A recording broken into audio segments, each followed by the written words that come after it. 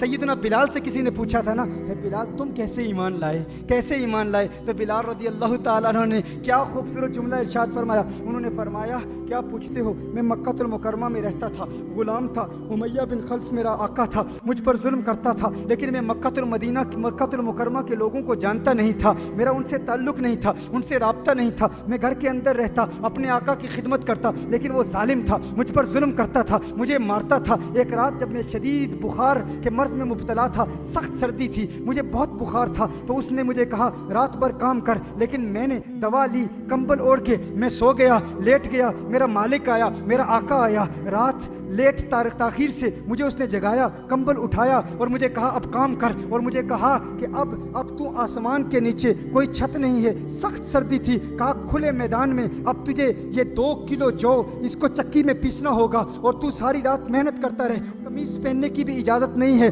تجھے میں نے چکی پیسنے کے لیے کہا تھا اور تو سو گیا. اس نے مجھے کہا کہ اب قمیص پہننے کی بھی اجازت نہیں، کہا شدید بخار تھا، سخت سردی تھی، اور پھر کھلے میدان میں مجھ پر ظلم کیا اور کہا کہ قمیص بھی اتار دے. بلال حبشی رضی اللہ تعالیٰ عنہ فرماتے ہیں کہ میں رو رہا تھا، میری آنکھوں سے اشکوں کی برسات جاری تھی، میرے کراہنے کی آواز گھر کے باہر جا رہی تھی. ابھی میں چکی پیس رہا تھا، سخت بخار کی حالت میں، شدید سردی تھی، میں چکی پیس رہا تھا کہ اچانک حسنین کے نانا کا گزر میرے گھر کے باہر سے ہوا، مدینے والے کا گزر میرے گھر کے باہر سے ہوا. نبی کریم صلی اللہ علیہ وسلم نے میرے دروازے پر دستک دی، آقا نے دروازے پر دستک دی. میں نے دروازہ کھولا، کہا کیوں رو رہے ہو، کیوں رو رہے ہو؟ میں نے کہا جائیے صاحب، لوگ پوچھنے والے تو بہت ہوتے ہیں، غمخوار بن کے بہت آتے ہیں، لیکن غم کا مداوع کون کرتا ہے، مدد کون کرتا ہے؟ پوچھتے تو بہت ہیں. کہا میں نے یہ جملے کہے، میرے جملوں میں کچھ سختی تھی، میرے جو کلام میں کچھ تلخ لہجہ بھی تھا. آقا صلی اللہ علیہ وسلم تشریف لے گئے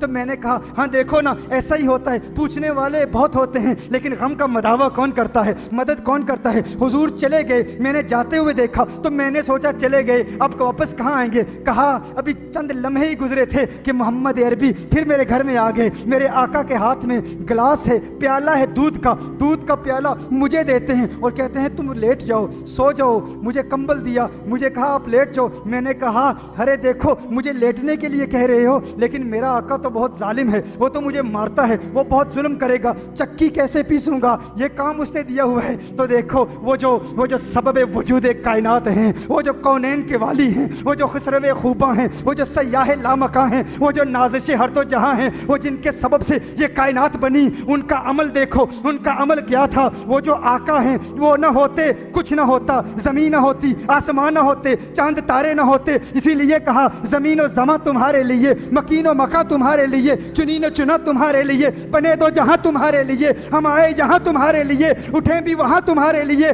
وہ جو مصداق لولا کا لما خلقت دنیا ہیں، وہ جو مصداق لولا کا لما خلقت الافلاق ہیں، اگر وہ نہ ہوتے کچھ نہ ہوتا. اسی لیے تو کہا نا یہ صبا سنک، وہ کلی چٹک، یہ زبان چہک، لب جو جلک، یہ مہک جھلک، یہ چمک دھمک، سب اسی کے دم کی بہار ہے. یہ سمن، یہ سوسن و یا سمن، یہ بنفش سنبل نسترن، گل سرو لالا بھرا چمن، وہی ایک جلوہ ہزار ہے. وہ نہ تھا تو باغ میں کچھ نہ تھا، وہ نہ ہو تو باغ و سب فنا، بادب جھکا لو سرے ولا کہ میں نام لوں گل و باغ کا. گل تر محمد مصطفیٰ، چمن ان کا پاک دیار ہے، چمن ان کا پاک دیار ہے، چمن ان کا پاک دیار ہے. کہا وہ جو سبب وجود کائنات ہیں میرے آقا. بلال نے پوچھا، بلال نے کہا کہ یہ ظالم تو مجھے مارے گا، یہ تو ظلم کرے گا. آپ کہتے ہیں لیٹ جائیں، لیکن دیکھو آج میں کہتا ہوں ہندوستان میں رہنے والوں، منگلور میں رہنے والوں، اگر تمہارے پڑوسی تمہیں کہتے ہیں کہ حضور دہشت کی تعلیم دیتے ہیں، حضور نفرت پھیلاتے ہیں، ارے دیکھو تو صحیح وہ جو سبب وجود کائنات ہیں، جن کی وجہ سے یہ ساری کائنات معرض وجود میں آئی، ان کی ادائیں تو دیکھو، ان کے انداز تو دیکھو، ان کا کرم تو دیکھو، ان کی رحمت تو دیکھو، ان کی عنایت تو دیکھو. ارے وہ ایسے غمخوار ہیں کہ یہ نوازشیں، یہ عنایتیں ہمیں دو جہاں سے چھڑا دیا. ہمیں مصطفیٰ تیرا شکریہ، مجھے جینا مرنا سکھا دیا.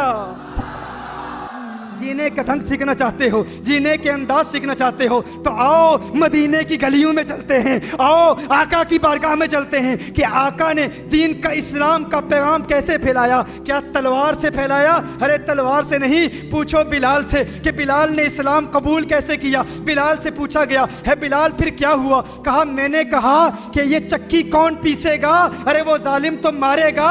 लेकिन आका ने फरमाया, अरे बिलाल घबरा नहीं, आज तुझ गुलाम की खातिर मैं मोहम्मद पूरी रात चक्की पीसता रहूंगा।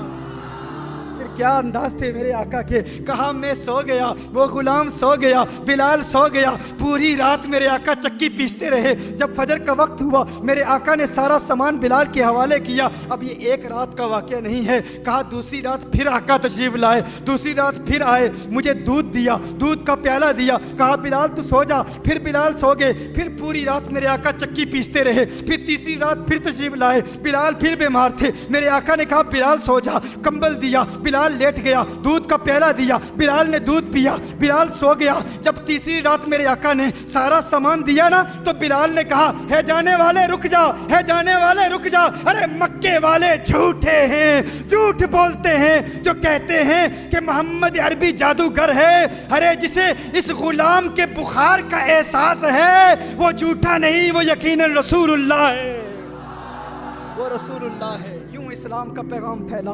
तुम कहते हो इस्लाम तलवार से फैला, इस्लाम नफरत से फैला। नहीं, तलवार से नहीं, आका के प्यार से फैला, आका की मोहब्बत से फैला, आका की शफकत से फैला, आका की मेहरबानियों से फैला, आका के करम से फैला। आओ इस मोहब्बत के पैगाम को आम करें, आओ इस यकजहती के पैगाम को आम करें, आओ इस इत्तेहाद के पैगाम को आम करें, आओ नफरतों को मिटा दें, आओ दुश्मनों को मिटा दें, आओ अदावतों को मिटा दें, दुनिया को बता दें कि हम उस मोहम्मद अरबी सल्लल्लाहु अलैहि वसल्लम का कलमा पढ़ने वाले हैं, जिनके लबों पर हमेशा मुस्कुराहट थी, जो हमेशा मुस्कुराते थे, जो हमेशा मदद करते थे, हर मांगने वाले को अता करते थे, कोई खाली हाथ नहीं जाता था। इन्ना आतैना कल कौसर, सारी कसरत पाते ये हैं, रब है मोती ये हैं कासिम, रिस्क उसका है खिलाते ये हैं।